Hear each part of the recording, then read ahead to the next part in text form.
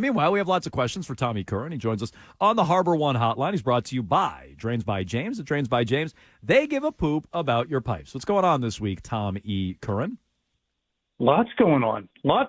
With 6 days out from the NFL draft, there's playoff hockey and basketball beginning, and so the Sox are still coming along. So, yeah. I mean, look, that's a glass half full with the Red Sox, even for me, and I'm fully on the bandwagon. When it comes to the draft approaching, it is, by the way, Tom, in case you were keeping score at home, 6 days, 4 hours, 28 minutes, and 50 seconds, 49 seconds, 48 seconds away. The Patriots will be on the clock shortly after that. Thank you, Ryan. So, I'm a little nervous now that Washington is leaning on Drake May and moving away from Jaden Daniels. What do you think the Patriots are doing at number 3 based on some of the latest reports that Washington could be unsure of what they're doing at 2? I think they'll be happy as clams with whichever guy comes to them, whether it be Jaden Daniels or Drake May. I truly do. Okay, but they must have a preference, right? I don't know. I honestly don't. I think, again, I asked Eliot Wolf this yesterday, would you look at any of these players as ones that you're settling for? So to me, if you have 2 highly capable players, you're going to fashion and tailor everything you do to that player's skills. But I think if both the players have particular skills that you can work with, you're happy either way. So to me, if you have a preference that is so profound that you're kicking rocks if you don't get that player, then you have to think about moving down. But I don't think that absolutely exists by any stretch of the imagination. I think that they can definitely look. Who do you think is a better quarterback today? Jaden Daniels is a better quarterback today. J.J. McCarthy is probably a better quarterback today. It's all the upside of Drake May. So when you look at that, you're projecting. So if the Patriots are mad because they get a player who's better than Drake May is, as we stand here, and the Commanders have taken Drake May, I don't know how you could be dissatisfied. Tom, there's been a report that's out there that there's kind of a split in the front office about what quarterback or what to do with that number 3 pick. Do you get any kind of sense of who? I know Eliot Wolf has told us that at the end of the day, it's him who's making the decision. He said that months ago. But do you get any kind of sense of like what the prevailing preference is between May, Daniels, and trading back?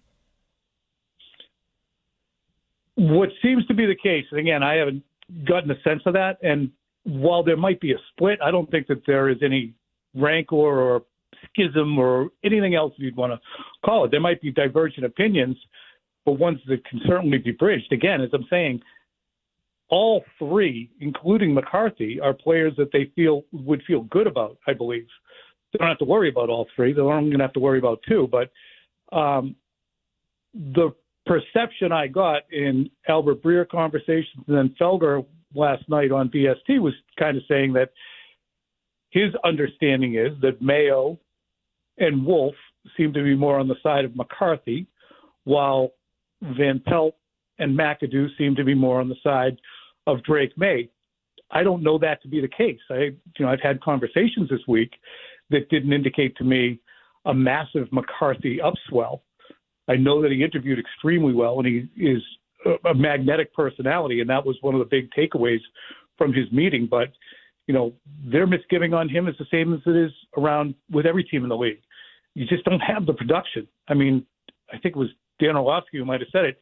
From the 20s, from 20 to 20, he's outstanding. They get inside the 20, and they're just playing Michigan football. I actually don't think that was Orlovsky, but you don't get to see him work in the red zone. So it's sight unseen on some aspects of J.J. McCarthy, but I don't think that there is going to be a situation where it's standing there at 20 paces having a duel to figure out who they're going to take or they're going to trade down. I think that they'll be able to McCourt. Go ahead. Sorry. Is this a new way of doing things? Obviously, the old way was Bill Belichick sort of decided and would come down with the decision at the last moment. Now you're looking at a much more collaborative way of going about it. It seems like everybody has a voice. I wouldn't say they're all equal voices, but you also don't have, Tom, the general manager or someone with that title who can cast the deciding vote. So how is this process sort of working here as we're 6 days away? Whose voices are getting more attention and who's maybe getting less? Whatever side of the ball you're on, I think you're going to get input relative to what you want. So, for instance, Van Pelt, McAdoo, McCartney on the offensive side, when it comes to quarterbacks, McCartney being the quarterbacks coach, they would have a larger say, but I think the final say will rest. And then, of course, you could have the scouting people who are involved. And what they saw, what they found, they can provide information as to what did the team think about, what did the equipment manager think of him, what is his personality like, how does he deal with adversity. So all those things, everybody's going to have evidence to bring to the table. And I think in the end, you'll have conversations about it. How does it work? I don't know. How well will it work? I think we would find out, hopefully, after the draft as we start to poke around. But I don't think that I think the most important thing to understand is, again, not to be, jingoistic about it or overly optimistic about it. There's 3 players that they like at 3, whichever one they take or are left taking. I don't think the big story is going to be they just took a player they don't want. Fair enough. It's Tommy Curran, NBC Sports Boston. He joins us here each and every week on Jones and Mego with Arcan on WEEI. We talked to you a few weeks back. You brought up the name A.J. Brown. You said, hey, I'm just speculating. I haven't heard anything. I'm looking at his situation. I'm connecting dots. It turns out A.J. Brown is creating a stir on social media. Your colleague, Burt Breer, said last night the Patriots have inquired. Philadelphia is shutting everything down. What's your understanding of the Patriots, their interest level in A.J. Brown? They are very interested, as we talked about a couple weeks ago, in making a trade. They didn't get Calvin Ridley. They're well aware of, the $25 million hole that they were prepared to spend at wide receiver, or $22 million, as the case might have been.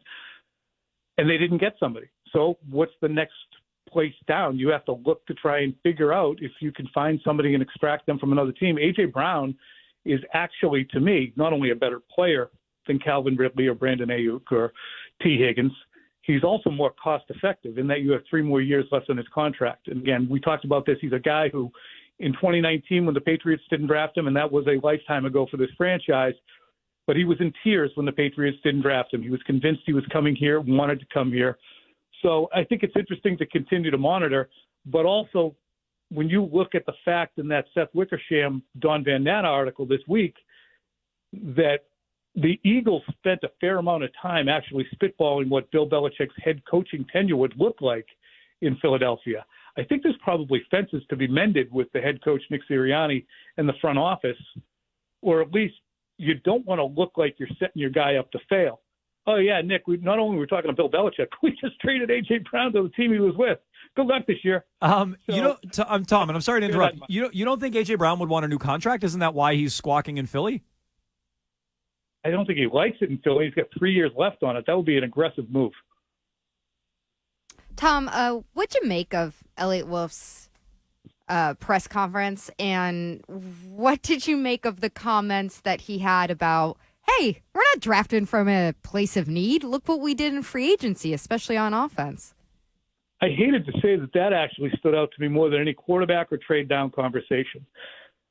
Because if Eliot Wolf truly thinks that the Patriots are a team that does not have to draft for need, or that the conversation about trading down and building the roster around the quarterback and having assets at other positions, he insinuated that the conversation about this team not being ready to support a quarterback was beyond his capability of comprehending, then he needs to take a long, objective look at his roster, which was in possession of the worst offense in football. Yeah, the Carolina Panthers scored by a fractional amount less than the Patriots, but at least they had a first-round quarterback they were dealing with in his first year. The Patriots are still looking for that. They have to fill that spot. They have the worst offense in football, yet with a straight face, Eliot Wolf made the comment that they don't have to draft for need. Yes, you do. You have to draft a tackle. I don't care how good a core of 4 might project to be. Riley Reif and Calvin Anderson probably projected pretty good last year. Juju Smith-Schuster should not be included right now based on last year as a guy that you're excited about. They didn't do really anything on offense. They swapped out Ezekiel Elliott for Antonio Gibson. And that, to me, makes Eliot Wolf a little suspect in my eyes. He has a lot more to prove after that press conference to me, because if he was a part of the front office making the decisions, and it wasn't all on Bill to move on from Jacoby Myers and bring in Juju, or to push away from the table the year before on DeAndre Hopkins and say, too rich for our blood, and he ends up playing for an incredibly reasonable contract for Tennessee and having a 1,000-yard season. If he was the guy who was deciding on Riley Reif and Calvin Anderson, then that's a problem. Don't defend that roster. Say there's plenty of work to do. I'm not asking him to assail the guys who are on the team, but that's a pee on your leg and pee on my leg, tell me it's raining situation right there. And I thought that was offensive to anybody's sensibilities who's been watching the team to say we don't have to draft for need. Well, then who does in the NFL if the Patriots don't? Good point. Tom, before we let you go here, you mentioned the Van Natta Wickersham story about Kraft and Belichick and the job hunt and all of that. How was the impact of that over at Foxborough, and has there been any fallout from it? We know Stacey James denied it, but I mean, behind the scenes, how's that landing? They're just pissed because, Robert, I think their belief was from folks who actually were in the room when Robert was talking to Arthur Blank was, is this the Bill Belichick that we know and love that you're talking about? Because you are over the top praiseworthy here of Bill. And then to have it come out that he backstabbed Bill they thought that Robert was exceedingly praising of Bill. So to me, I think the fallout is just, all right, it's the third in a long line of stories that have come from ESPN, which is soon going to employ Bill, that make the Kraft look like nitwits and make Bill look like a poorly persecuted guy. So I think that's the fallout in Foxborough. I kind of thought that the bigger hook to that was, and I understand you have to tether it to something, and tethering it to Robert Kraft submarining the opportunity is more sexy, but the fact that nobody in Atlanta had him in their top three is kind of eye-opening. Yeah. Stacey didn't exactly deny it, though, right? I mean, he outright denied on that call what happened, but he didn't deny that Kraft had done some bad-mouthing of Bill in the past, right? That wasn't shot down. Well, I mean, if you're on the dynasty, you get all the bad-mouthing of Bill you could possibly want. Well, that's why I find it very plausible he was ripping Bill. Say that again? That's why I find it plausible he was ripping Bill. He did it on camera. Or telling the truth to somebody who was speaking as a friend and asking for a recommendation and a referral. I mean, I just don't understand why a guy who just went 4-13 was within 15 games of setting the wins record, and the Patriots had to go through a painful divorce with the guy and take a lot of backlash and accelerate their succession plan. I don't think that Arthur Blank would have sat there on the phone and said, "Sure, we sure do wish we had him." Do you think he'd buy that? No, I mean, look, I would not tell the truth. I wouldn't have hired Bill, but I find it interesting that conversation, at least as that was framed at ESPN. It's a fair point. I mean, Bill popped up later that day on the McAfee show. We talked about this earlier in the week. He's going to be working with Omaha Productions, which works closely with ESPN as well. He's Tommy Curran. You can check out his work, NBC Sports Boston, Patriots Talk Podcast, Quick Slants, and every week here on WEEI.